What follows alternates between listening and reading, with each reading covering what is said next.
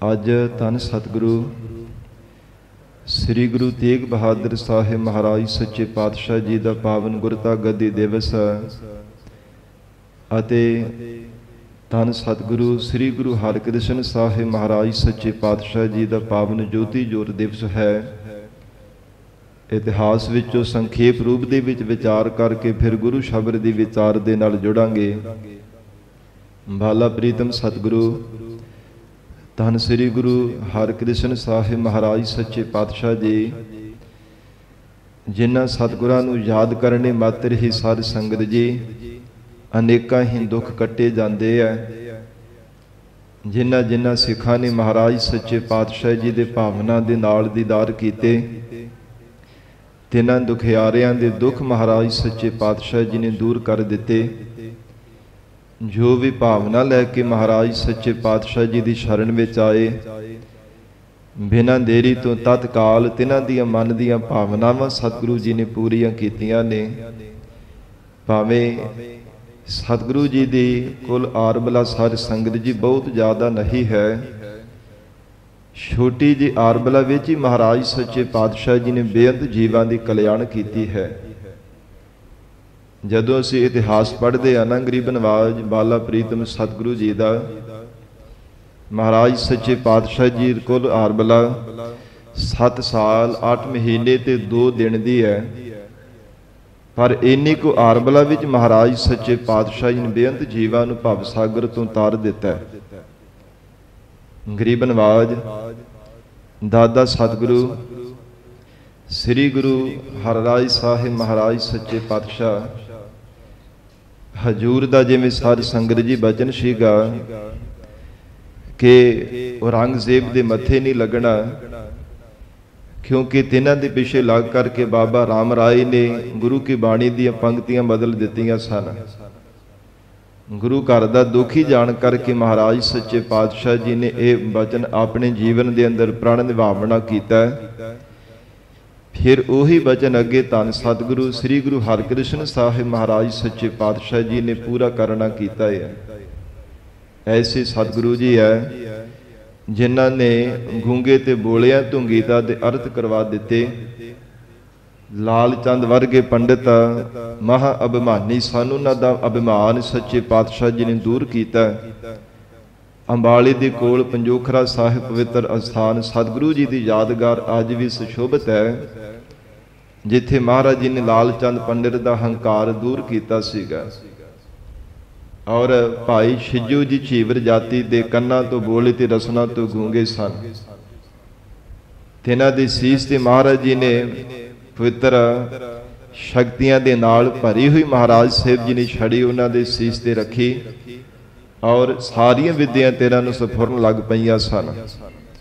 ਮਹਾਰਾਜ ਧੰਨ ਸਤਿਗੁਰੂ ਸ੍ਰੀ ਗੁਰੂ ਹਰਿਕ੍ਰਿਸ਼ਨ ਸਾਹਿਬ ਸੱਚੇ ਪਾਤਸ਼ਾਹ ਜੇ ਰਾਜਾ ਜੈ ਸਿੰਘ ਸਵਾਈ ਦੇ ਬੇਨਤੀ ਕਰਨੇ ਤੇ ਦਿੱਲੀ ਵਿੱਚ ਮਹਾਰਾਜ ਸੱਚੇ ਪਾਤਸ਼ਾਹ ਹੁੰਦੇ ਆ। ਭਾਵੇਂ ਪ੍ਰਣ ਕੀਤਾ ਸੀ ਕਿ ਅਸੀਂ ਦਿੱਲੀ ਵਿੱਚ ਨਹੀਂ ਜਾਣਾ, ਪਰ ਹਿਰਦੇ ਦਾ ਪਿਆਰ ਅੰਦਰ ਦੀ ਭਾਵਨਾ ਦੇਖ ਕਰਕੇ ਮਹਾਰਾਜ ਧੰਨ ਸਤਿਗੁਰੂ ਗੁਰੂ ਹਰਿਕ੍ਰਿਸ਼ਨ ਸਾਹਿਬ ਸੱਚੇ ਪਾਤਸ਼ਾਹ ਦਿੱਲੀ ਵਿੱਚ ਆਏ ਨੇ। ਰਾਜਾ ਜੈ ਸਿੰਘ ਸਵਾਈ ਦੇ ਬੰਗਲੇ ਵਿੱਚ ਮਹਾਰਾਜ ਸੱਚੇ ਪਾਤਸ਼ਾਹ ਜੀ ਨੇ ਆਪਣਾ ਡੇਰਾ ਕੀਤਾ। ਫਿਰ ਇਹਦੀ ਧਰਮ ਪਤਨੀ ਜੋ ਰਾਣੀ ਸੀ, ਉਹਨੇ ਮਹਾਰਾਜ ਸੱਚੇ ਪਾਤਸ਼ਾਹ ਦੀ ਪਰਖ ਵੀ ਕੀਤੀ ਸੀ ਕਿ ਛੋਟੀ ਜਿਹੀ ਆਰਬਲਾ ਹੈ ਕਿ ਇਹ ਸੱਚੇ ਔਰ ਪੱਕੇ ਗੁਰੂ ਹੈ।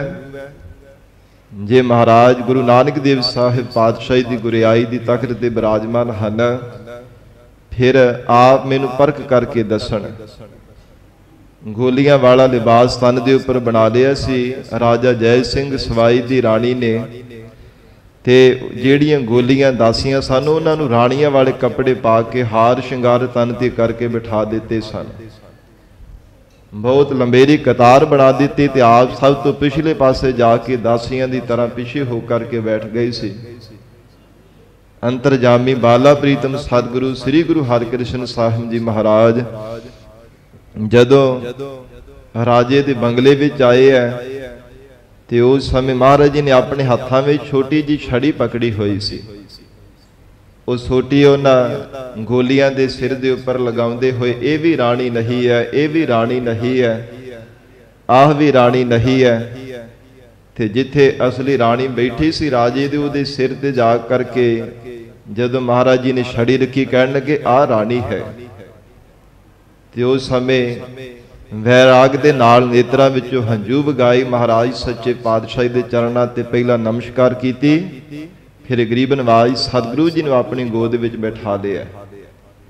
ਧੰਨ ਸਤਿਗੁਰੂ ਸ੍ਰੀ ਗੁਰੂ ਹਰਿਕ੍ਰਿਸ਼ਨ ਸਾਹਿਬ ਮਹਾਰਾਜ ਸੱਚੇ ਪਾਤਸ਼ਾਹ ਜਦੋਂ ਦਿੱਲੀ ਵਿੱਚ ਆਏ ਸਨ, ਸੰਗਤ ਜੀ ਉਸ ਸਮੇਂ ਬਹੁਤ ਭਾਰੀ ਚੇਚਕ ਦੀ ਬਿਮਾਰੀ ਫੈਲ ਚੁੱਕੀ ਸੀ। ਬਹੁਤ ਹਕੀਮਾਂ ਨੇ, ਵੈਦਾਂ ਨੇ ਯਤਨ ਕੀਤਾ, ਪਰ ਕਿਸੇ ਨੂੰ ਰੋਕਣ ਦੇ ਬਾਵਜੂਦ ਬਿਮਾਰੀ ਰੁਕ ਨਹੀਂ ਸਹੀ ਸੀ। ਬਹੁਤ ਜ਼ਿਆਦੀਆਂ ਮੌਤਾਂ ਹੋ ਰਹੀਆਂ ਸਨ। ਦਿੱਲੀ ਸ਼ਹਿਰ ਨੂੰ ਛੱਡ ਕਰਕੇ ਲੋਕ ਹੋਰ ਨਗਰਾਂ ਵਿੱਚ ਜਾ ਕਰਕੇ ਆਪਣੇ ਡੇਰੇ ਕਰਨ ਲੱਗ ਪਏ।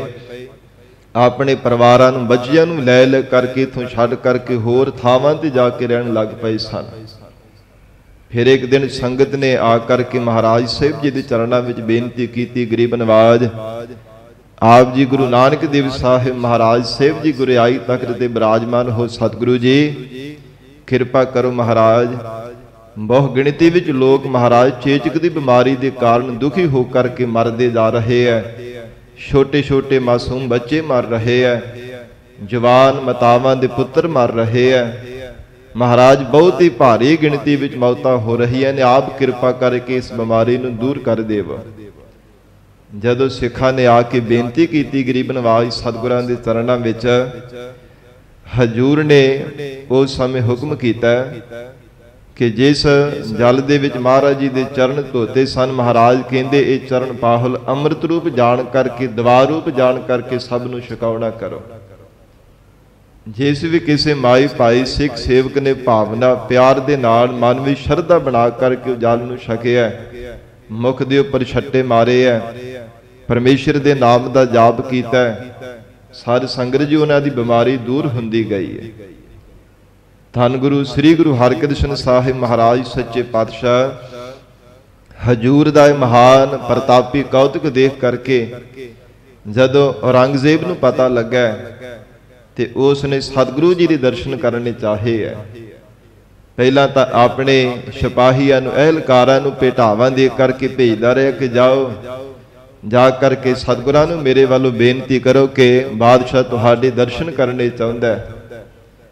ਪਰ ਗਰੀਬ ਨਵਾਜ ਸਤਿਗੁਰੂ ਜੀ ਨੇ ਇਨਕਾਰ ਕਰ ਦਿੱਤਾ।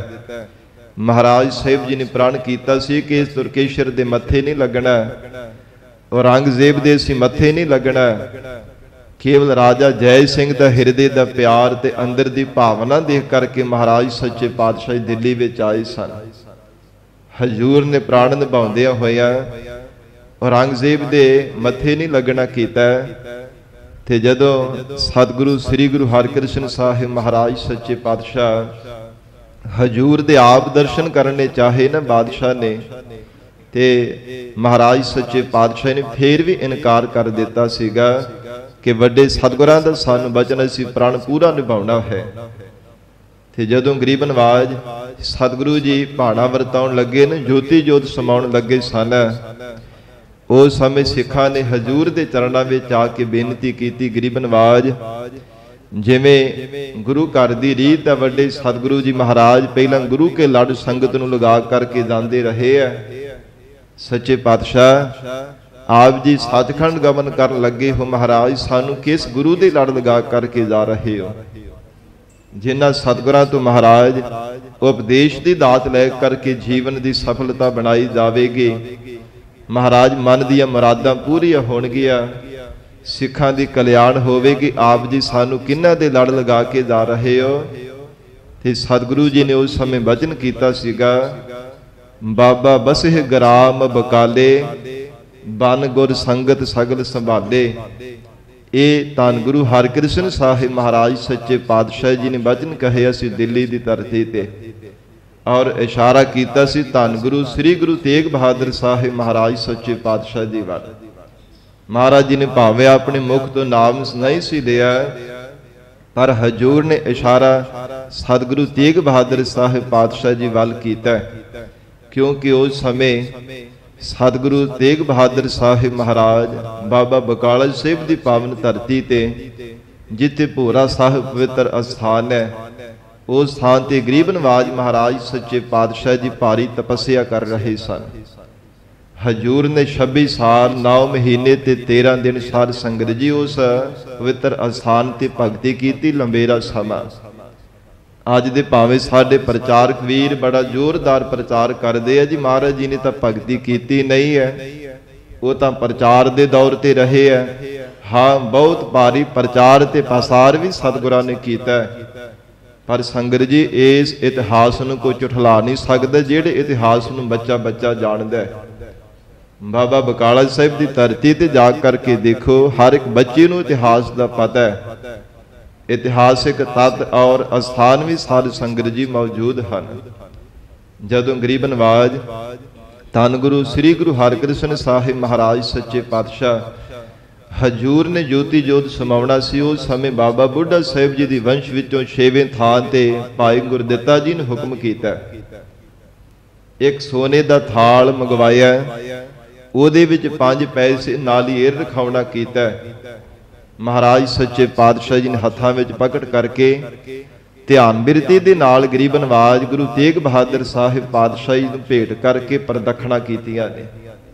ध्यान बिरती दे नाल बाबा बकाला साहिब दी धरती ते बैठे होए सतगुरां दा ध्यान धारिया और दिल्ली विच महाराज सच्चे पातशाह जी प्रदक्षिणा कर रहे हैं। नाल उस समय ध्यान बिरती दे नाल उसे समय सतगुरु जी ने शीश झुका करके नमस्कार कीती है, गुरियाई दी दात दे करके।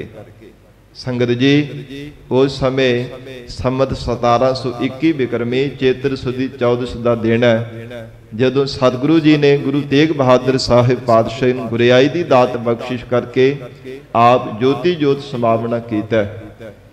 ते इधर जदों बाबा बकाला साहिब की धरती ते पता लगा कि धन गुरु हरकृष्ण साहिब महाराज बाला प्रीतम सतगुरु जी ने वचन किया कि आने वाले समय भी सिखां दी कल्याणकारी गुरु बाबा बकाला साहिब की धरती ते वसदा पिया। वो गुरु प्रगट होकर के आप ही अपनी संगत नूं संभालेगा। ते संगत जी सोढियां दे विचों धीरमल आदिक होर भी जेड़े कोई साध संगत जी पखंडी सानू आप अपने वड्डे वड्डे उच्चे उच्चे आसन लगा करके ते गुरु बन के बैठ गए सन कि बाला प्रीतम सतगुरां ने केड़ा पूरे गुरु का नाम दिया, क्यों ना असीं इस पक्ष का इस विचार का नजायज फायदा उठा करके गुरु बन के संगत तो अपनी पूजा करवाइए। ये सारी संगत जी एक नहीं, 2 नहीं, 4 नहीं, कट्ठे 22 मंजियां ला करके गुरु बन करके बैठ गए सन। पर इन्हां 22 मंजियां वाले वड्डे वड्डे तख्तां लाउण वाले तो एक भी गुरु सच्चा नहीं सीगा। सच्चे सतगुरु वैराग दी मूर्त सतगुरु गुरु तेग बहादुर साहिब पातशाह वो तो भोरे विच बैठ करके महाराज सच्चे पातशाह परमात्मा की भगती विच लीन हो करके रह रहे सन। ਇਹਦੇ ਬਾਬਤ ਸਿੱਖ ਸੰਗਤਾਂ ਨੂੰ ਕੋਈ ਨਹੀਂ ਸੀ ਪਤਾ, ਪਰ ਇਹੋ ਪਤਾ ਸੀ ਕਿ ਬਕਾਲੇ ਦੀ ਧਰਤੀ ਤੇ ਮਹਾਰਾਜ ਜੀ ਨੇ ਵਚਨ ਕੀਤਾ ਇਥੋਂ ਹੀ ਸਾਨੂੰ ਪੂਰੇ ਗੁਰੂ ਦੀ ਪ੍ਰਾਪਤੀ ਹੋਣੀ ਹੈ। ਜਦੋਂ ਸਿੱਖ ਸੰਗਤਾਂ ਬੜੇ ਪਿਆਰ ਤੇ ਭਾਵਨਾ ਦੇ ਨਾਲ ਦੂਰੋਂ ਦੂਰੋਂ ਚੱਲ ਕਰਕੇ ਆ ਰਹੀਆਂ ਨੇ ਤੇ ਸਾਰੀ ਸੰਗਤ ਜੀ ਭੋਲੇ ਭਾਲੇ ਪਿਆਰੇ ਸਿੱਖ ਜਿਹੜੇ ਉਪਹਾਰ ਭੇਟਾਵਾਂ ਲਿਆ ਕਰਕੇ ਆਪਣੇ ਪਾਸ ਨਾਲ ਲੈ ਕਰਕੇ ਆ ਰਹੇ ਸਨ, ਉਹਨਾਂ ਪਖੰਡੀ ਤੇ ਦੰਭੀ ਗੁਰੂਆਂ ਦੇ ਕੋਲ ਲਿਆ ਕਰਕੇ ਅਰਪਣ ਕਰੀ ਜਾ ਰਹੇ ਨੇ। ਪਰ ਜਿਨ੍ਹਾਂ ਨੇ ਗੁਰੂ ਕੀ ਸੰਗਤ ਕੀਤੀ ਸੀ ਨਾ, ਉਹਨਾਂ ਨੂੰ ਪੂਰੇ ਗੁਰੂ ਦੀ ਨਿਸ਼ਾਨੀ ਦਾ ਪਤਾ ਹੈ। ਨਾਲੇ ਇਹ ਵੀ ਉਹਨਾਂ ਦੇ ਮਨ ਵਿੱਚ ਨਿਸ਼ਚਾ ਸੀ ਸਿੱਖਾਂ ਦੇ ਕਿ ਗੁਰੂ ਨਾਨਕ ਪਾਤਸ਼ਾਹ ਜੀ ਦੀ ਗੁਰਿਆਈ ਤਖਤ ਤੇ ਕੇਵਲ ਤਾਂ ਕੇਵਲ ਇੱਕੋ ਗੁਰੂ ਹੀ ਬੈਠਦਾ, ਇੱਥੇ ਤਾਂ 22 ਗੁਰੂ ਮੰਜੀਆਂ ਲਾ ਲਾ ਕਰਕੇ ਬੈਠੇ ਹੋਏ ਹੈ। ਇੱਥੇ ਕਿੰਨੇ ਹੀ ਗੁਰੂ ਬਣ ਕਰਕੇ ਬੈਠੇ, ਕਿਸ ਨੂੰ ਅਸੀਂ ਸੱਚਾ ਮੰਨਣਾ ਕਰੀਏ। फिर उन्होंने अगे सारी संगत जी अपने नुमाइंदे रखे हुए सन, उन्होंने अगे अपने चेले चाटड़े दास रखे हुए सी, उन्होंने तनख्वाह देंदे सन कि जाओ जेड़े भी कोई संगत विचों कोई सिख चल के आउंदा है उन्होंने प्रेरित कर करके लैके आवो। धीरमल कहंदा कि मैं वड्डा गुरु हाँ, दूजे कहंदे असीं वड्डा गुरु हाँ। उन्हां दे चेले जा जा करके आपो अपने गुरुआं दी प्रशंसा कर करके सुणाउंदे कि साडा गुरु तां बड़ा शक्तियां वाला है। दूजा कहंदा जी नहीं, साडा गुरु बहुतियां शक्तियां वाला है, साडा गुरु अंतरजामी है, साडे गुरु दा तख्त बड़ा वड्डा है। ਉਹ ਬੜੀਆਂ ਮਹਿੰਗੇ ਮੁੱਲ ਵਾਲੀਆਂ ਪੋਸ਼ਾਕਾਂ ਤਨ ਤੇ ਪਾ ਕਰਕੇ ਤਖਤ ਤੇ ਬੈਠਦਾ ਹੈ। ਜੋ ਗੁਰੂ ਦੇ ਵਿੱਚ ਇਹ ਚਿੰਨ੍ਹ ਹੋਣੇ ਚਾਹੀਦੇ ਹੈ, ਰਾਜਿਆਂ ਮਹਾਰਾਜਿਆਂ ਵਾਲੀਆਂ ਲੀਲਾ ਕਰਦਾ ਹੈ। ਇਦਾਂ ਕਈ ਤਰ੍ਹਾਂ ਦੇ ਜਿਹੜੇ ਚੇਲੇ ਪ੍ਰਚਾਰ ਕਰ ਕਰਕੇ ਸਿੱਖ ਸੰਗਤ ਨੂੰ ਗੁੰਮਰਾਹ ਕਰ ਕਰਕੇ ਲੈ ਕੇ ਆਉਂਦੇ ਸਨ। ਫਿਰ ਉਹਨਾਂ ਤੋਂ ਆਪਣੀ ਪੂਜਾ ਕਰਾਉਣੀ, ਉਹਨਾਂ ਦੀਆਂ ਭੇਟਾਵਾਂ ਆਪ ਗ੍ਰਹਿਣ ਕਰ ਲੈਂਦੇ ਸਨ। ਪਰ ਸਾਰੀ ਸੰਗਤ ਜੀ, ਜਿਹੜੇ ਸਿੱਧਕਵਾਨ ਭਰੋਸੇ ਵਾਲੇ, ਜਿਹੜੇ ਪਿਆਰ ਵਾਲੇ ਗੁਰੂ ਕੇ ਸਿੱਖ ਸਨ, ਉਹਨਾਂ ਦੇ ਮਨ ਨੂੰ ਤਸੱਲੀ ਨਹੀਂ ਸੀ ਹੁੰਦੀ, ਕਿਉਂਕਿ ਉਹਨਾਂ ਨੇ ਪੂਰੇ ਸਤਿਗੁਰੂ ਜੀ ਦੀ ਸੰਗਤ ਕੀਤੀ ਸੀ ਕਿ ਪੂਰੇ ਸਤਿਗੁਰੂ ਜੀ ਦੀ ਸ਼ਰਨ ਵਿੱਚ ਆਉਣੇ ਨਾਲ ਸਤਿਗੁਰਾਂ ਦੀ ਦੀਦਾਰ ਕਰਨੇ ਮਾਤਰ ਹਿਰਦੇ ਅੰਦਰ ਸ਼ੀਤਲਤਾ ਪ੍ਰਾਪਤ ਹੁੰਦੀ ਹੈ।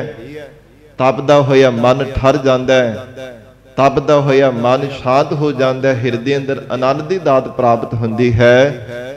ਪਰ ਇਹਨਾਂ ਬਹੁਤੇ ਪਖੰਡਪਾਤ ਕਰਨ ਵਾਲੇ ਇਹਨਾਂ ਗੁਰੂਆਂ ਤੋਂ ਕਿਸਿਓਂ ਵੀ ਸਾਨੂੰ ਇਹ ਦਾਤ ਨਹੀਂ ਪ੍ਰਾਪਤ ਹੋ ਰਹੀ।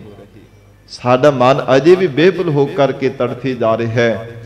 ਉਹ ਭਾਲ ਵਿੱਚ ਸਨ ਕਿ ਸਾਨੂੰ ਪੂਰੇ ਗੁਰੂ ਦੀ ਪ੍ਰਾਪਤੀ ਹੋਵੇ।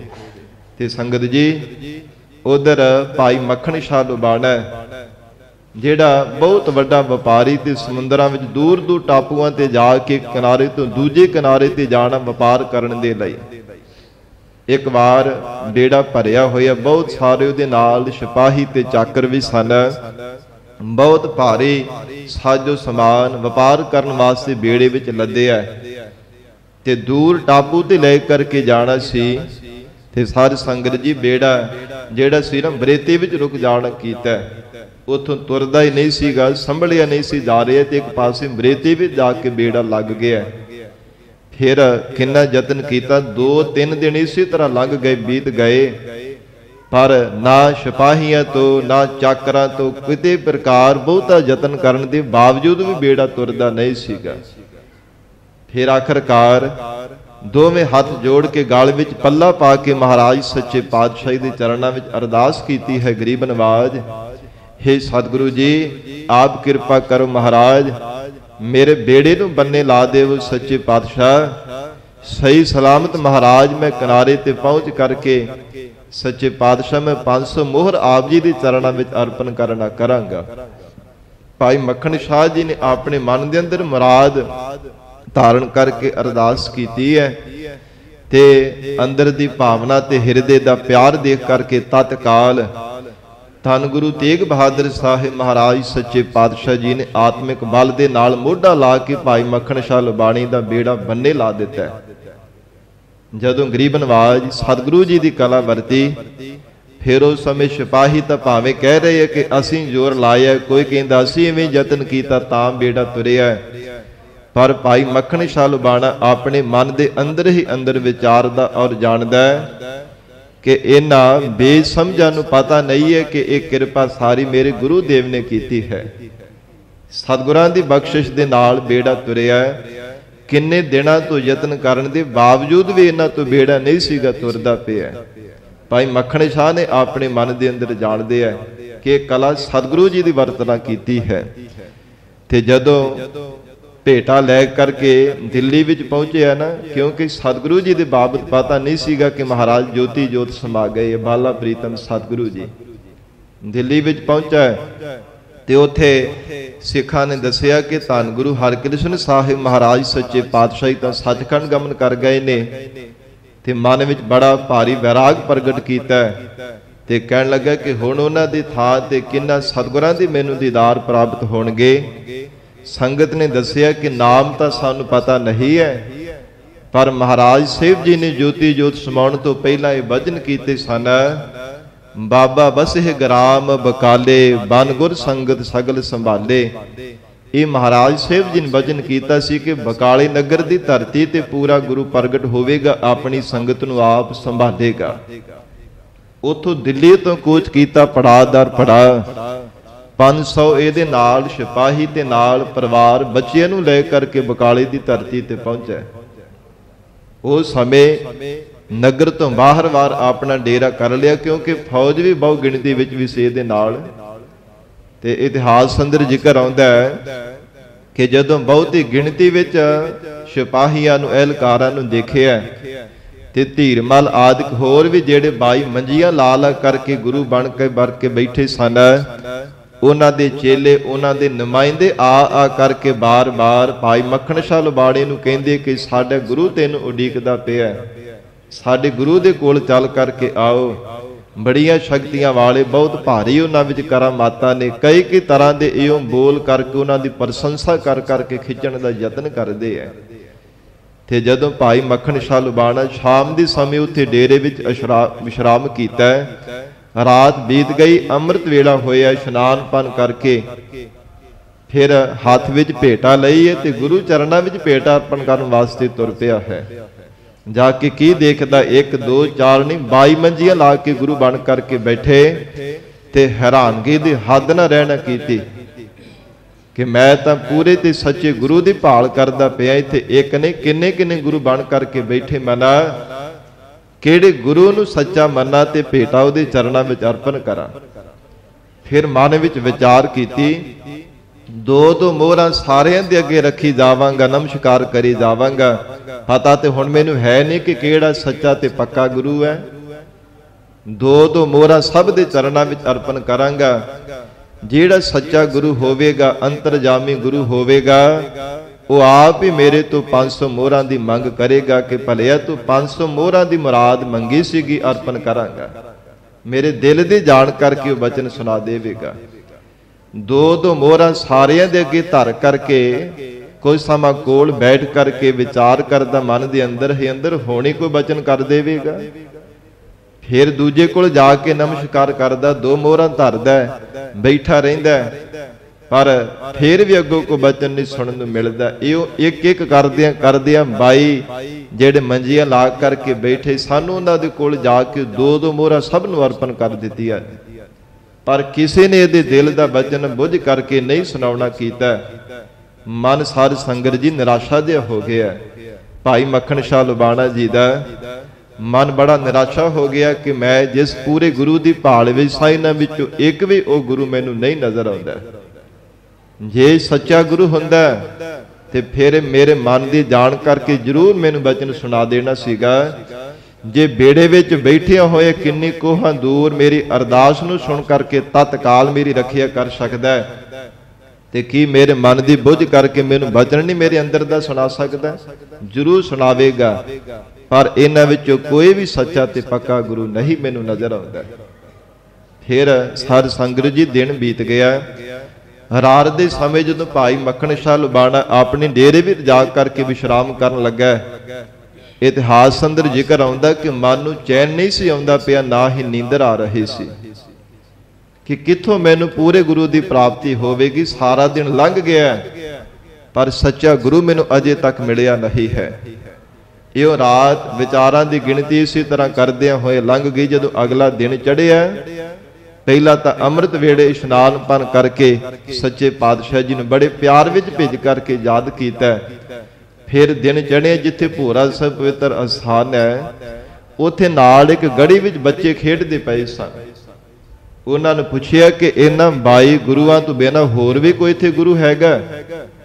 ਤੇ ਬੱਚਿਆਂ ਨੇ ਸੁਭਾਵਿਕ ਹੀ ਦੱਸਿਆ, ਕਹਿਣ ਲੱਗੇ ਇੱਕ ਗੁਰੂ ਇੱਥੇ ਹੈ, ਪਰ ਕਿਸੇ ਨਾਲ ਕੋਈ ਬੋਲਦੇ ਨਹੀਂ ਹੈ, ਕੋਈ ਬਚਨ ਬਿਲਾਸ ਨਹੀਂ ਕਰਦੇ। ਇੱਕ ਉਹਨਾਂ ਦੇ ਨਾਲ ਉਹਨਾਂ ਦੀ ਧਰਮ ਪਤਨੀ ਹੈ ਔਰ ਉਹਨਾਂ ਦੇ ਮਾਤਾ ਜੀ ਨਾਲ ਰਹਿੰਦੇ ਆ।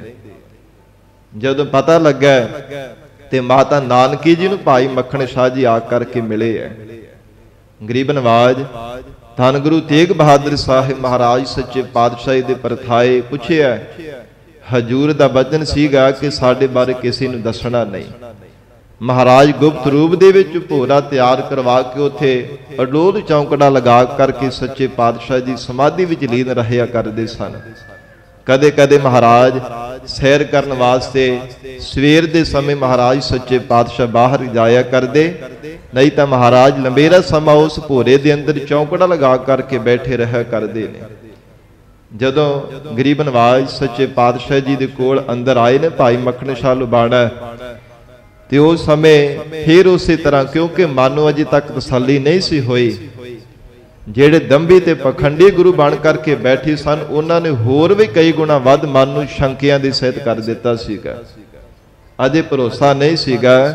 इस करके 500 मोहर अर्पण करन दी थां ते 2 मोहरां महाराज जी दे चरणां विच रख दित्तियां ते नमस्कार कीती है। सतगुरु जी अडोल चौंकड़ा लगाया ते नेत्र बंद है।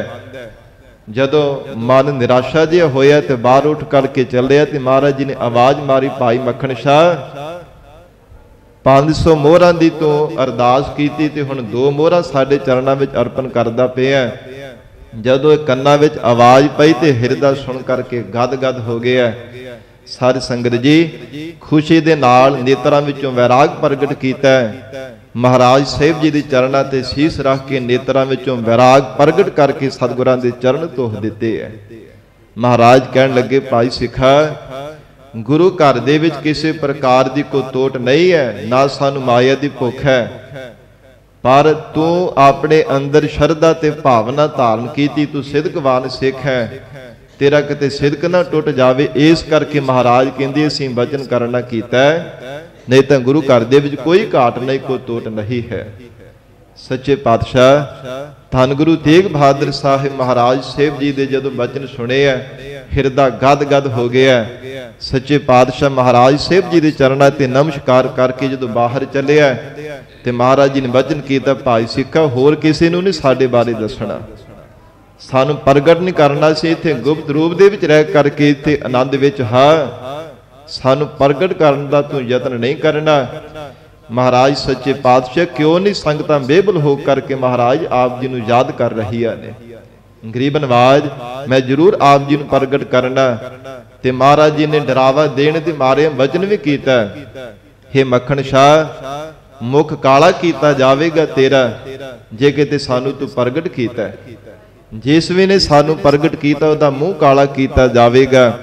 महाराज जी दे चरणां ते नमस्कार करके चलिया गया और बाहर जा करके माता नानकी जी नूं बेनती की है कि तवा दिता जावे, उहदे तो कालख लैके आप ही मुंह काला कर लिया कि इहदे नालों सस्ता सौदा होर किहड़ा हो सकदा है। मुखी काला करना महाराज मैं आप ही सच्चे पातशाह जी तुहाडा वचन मन लैना। फिर अपने चेहरे ते काल खिला करके सारे संगत जी उच्चे थां ते चढ़ करके हाथ विच पल्ला फड़ करके ढंडोरा देंदे होए जिवें ढंडोरा पिटदा ना इदां उच्ची आवाज दे विच भाई मक्खण शाह लबारा कहंदा, साचा गुरु लादो रे, साचा गुरु लादो रे। ऐ सिखो सच्चा गुरु तां हुण लभ्या, तुसीं किन्ना पखंडियां दे पिछे जा करके उन्हां नूं भेटावां अर्पण करदे पए, तरह तरह के उपहार उन्होंने भेटा कर दिओ। पखंड पाद करन वाले दंभियां पखंडियां कोल जा करके नक रगड़दे पए हो, सच्चा गुरु तां हुण लभा है। महाराज सच्चे पातशाह जदों हजूर दे कोल आया ना साध संगत जी, फिर सारी जो भेटा सी गरीब नवाज सच्चे पातशाह दे चरणां विच अर्पण कीती। महाराज जी ने पुछया कि भले तू मुख क्यों अपना काला कीता, क्यों काल खिलाई है। महाराज आप जी दा वचन कमाया, तुसां ने वचन कीता सीगा मुख काला कीता जावेगा, पर गरीब नवाज सतगुरु जी बेनती प्रवान करो। संगत बड़ी बेबल हो करके महाराज आप जी नूं याद कर रहे है, संगतां बड़ियां वैराग प्रगट कर रही ने, आप जी दे दर्शनां नूं तरस रही ने। आप किरपा करके महाराज दर्शनां दी दात बख्शिश करो। गरीब नवाज सतगुरां दे वास्ते सोहनी पोशाक भी भाई मक्खण शाह लबाड़ी ने तैयार करवाई सी। महाराज साहिब जी ने उही पोशाक धारण की, फिर संगत नूं दर्शन दे करके निहाल कीता। और गरीब नवाज सच्चे पातशाह महाराज साहिब जी ने जदों संगत नूं दर्शन दे करके उपदेश देना कीता है, सारे संगत जी उस समय जिवें सूरज चढ़दा ते सारे जिहड़े तारे है ना टिमटमाउंदे हो तारे अलोप हो जाते हैं।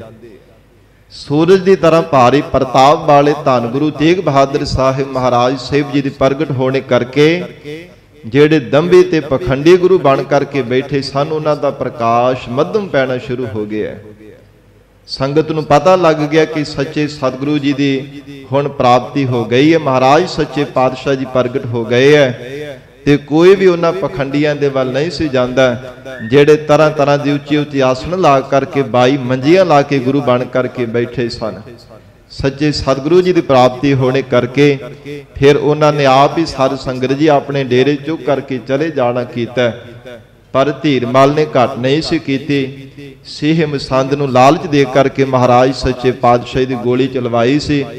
ਪਰ ਸਤਿਗੁਰੂ ਜੀ ਦਾ ਰੋਮ ਵੀ ਕੋਈ ਸਾਧ ਸੰਗਤ ਜੀ ਕੋਈ ਵਿੰਗਾ ਨਹੀਂ ਸੀ ਕਰ ਸਕੀ। ਮਹਾਰਾਜ ਸਾਹਿਬ ਜੀ ਦੇ ਭਾਵੇਂ ਗੋਲੀ ਵੀ ਚਲਾਵਣਾ ਕੀਤੀ ਸੀ, ਗਰੀਬ ਨਵਾਜ ਸਤਿਗੁਰੂ ਜੀ ਦੇ ਮਸਤਕ ਨੂੰ ਖਹਿ ਕਰਕੇ ਧਰਤੀ ਤੇ ਗੋਲੀ ਡਿੱਗ ਪਈ ਸੀ। ਪਰ ਜਦੋਂ ਜਿੰਨਾ ਵੀ ਸਾਜੋ ਸਮਾਨ ਭੇਟਾਵਾਂ ਸੰਗਤ ਨੇ ਅਰਪਣ ਕੀਤੀਆਂ ਸਨ, ਉਹ ਸਾਰਾ ਸਾਜੋ ਸਮਾਨ ਸੀਹਾਂ ਮਸੰਦ ਤੇ ਉਹਦੇ ਸਿਪਾਹੀ ਲੁੱਟ ਕਰਕੇ ਲੈ ਗਏ ਸਨ। ਮਹਾਰਾਜ ਜੀ ਨੇ ਕੋਈ ਜਵਾਬ ਵਜੋਂ ਉਹਨਾਂ ਨੂੰ ਕੁਝ ਨਹੀਂ ਸੀਗਾ ਕਿਹਾ।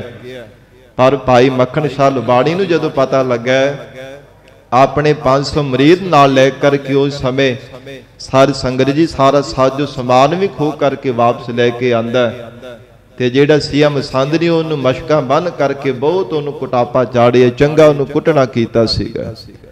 ਜਦੋਂ ਵੈਰਾਗ ਦੀ ਮੂਰਤ ਧੰਨ ਗੁਰੂ ਤੇਗ ਬਹਾਦਰ ਸਾਹਿਬ ਪਾਤਸ਼ਾਹ ਜੀ ਨੂੰ ਪਤਾ ਚੱਲਿਆ, ਮਹਾਰਾਜ ਜੀ ਨੇ ਹੁਕਮ ਕੀਤਾ ਕਿ ਭਾਈ ਸਿੱਖਾ, ਸਾਨੂੰ ਇਹ ਧਨ ਪਦਾਰਥਾਂ ਦੀ ਕੋਈ ਲੋੜ ਨਹੀਂ ਹੈ, ਸਾਨੂੰ ਇਹਨਾਂ ਦੀ ਕੋਈ ਇੱਛਾ ਨਹੀਂ ਹੈ, ਸਾਰਾ ਕੁਝ ਜਾਓ ਵਾਪਸ ਕਰਕੇ ਆਉਣਾ ਕਰੋ।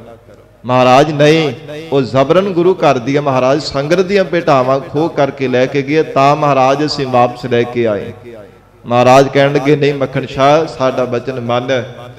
ਹਜੂਰ ਦਾ ਬਚਨ ਸਤ ਕਰਕੇ ਮੰਨਿਆ। ਤੇ ਜਿਹੜਾ ਭਾਈ ਗੁਰਦਾਸ ਸਾਹਿਬ ਜੀ ਤੋਂ ਸਰੂਪ ਲਿਖਵਾਏ ਸੀ ਪੰਜਵੇਂ ਪਾਤਸ਼ਾਹ ਜੀ ਨੇ, ਉਹ ਫਿਰ ਮਹਾਰਾਜ ਜੀ ਨੇ ਆਪਣੇ ਪਾਸ ਰੱਖ ਲੈਣਾ ਕੀਤਾ ਸੀਗਾ। ਮਾਤਾ ਜੀ ਦੀ ਬੇਨਤੀ ਕਰਨੇ ਤੇ ਬਾਕੀ ਸਾਜੋ ਸਮਾਨ ਧਨ ਪਦਾਰਥ ਸਾਰਾ ਕੁਝ ਮੋੜ ਦਿੱਤਾ। ਐਸੀ ਗਰੀਬ ਨਵਾਜ ਧੰਨ ਗੁਰੂ ਤੇਗ ਬਹਾਦਰ ਸਾਹਿਬ ਮਹਾਰਾਜ ਸੱਚੇ ਪਾਤਸ਼ਾਹ ਹਜੂਰ ਦਾ ਅੱਜ ਸਾਧ ਸੰਗਤ ਜੀ ਪਾਵਨ ਗੁਰਤਾ ਗੱਦੀ ਦਿਵਸ ਹੈ। ਜਦੋਂ ਸੱਚੇ ਪਾਤਸ਼ਾਹ ਦੀ ਗੁਰਤਾ ਗੱਦੀ ਦੇ ਇਹ ਦਿਵਸ ਦੀ ਰਸਮ ਹੋਣਾ ਕੀਤੀ ਹੈ ਨਾ ਸੰਗਤ ਜੀ, ਬਾਬਾ ਬੁੱਢਾ ਜੀ ਤੋਂ ਜੋ 6ਵੇਂ ਥਾਂ ਤੇ ਭਾਈ ਗੁਰਦਿੱਤਾ ਜੀ ਇਤਿਹਾਸ ਅੰਦਰ ਉਹਨਾਂ ਦਾ ਨਾਮ ਆਇਆ, ਜੋ ਬਾਬਾ ਬੁੱਢਾ ਜੀ ਤੋਂ 6ਵੇਂ ਥਾਂ ਤੇ ਸਨ, ਉਹਨਾਂ ਨੇ ਸਾਧ ਸੰਗਤ ਜੀ ਗੁਰਤਾ ਗੱਦੀ ਦੀ ਰਸਮ ਜੋ ਭੇਟਾ ਸੀ ਸਤਿਗੁਰੂ ਜੀ ਦੀ ਝੋਲੀ ਵਿੱਚ ਆ ਕਰਕੇ ਦਿੱਲੀ ਤੋਂ ਚੱਲ ਕੇ ਆਏ ਸਨ, ਬਾਬਾ ਬਕਾਲਾ ਸਾਹਿਬ ਦੀ ਧਰਤੀ ਤੇ ਲਿਆ ਕਰਕੇ ਭੇਟ ਕੀਤੀ। ਸੱਚੇ ਪਾਤਸ਼ਾਹ ਮਹਾਰਾਜ ਸਾਹਿਬ ਨੂੰ ਗੁਰਿਆਈ ਦੀ ਦਾਤ ਬਖਸ਼ਿਸ਼ ਕਰਨਾ ਕੀਤੀ ਹੈ। ਤੋ ਅੱਜ ਸਾਧ ਸੰਗਤ ਜੀ ਮਹਾਰਾਜ ਜੀ ਦਾ ਗੁਰਤਾ ਗੱਦੀ ਪਾਵਨ ਦਿਵਸ ਹੈ। ਆਪ ਸੰਗਤਾਂ ਨੂੰ ਬੇਅੰਤ ਵਧਾਈਆਂ ਹੋਵਣ। ਗਰੀਬ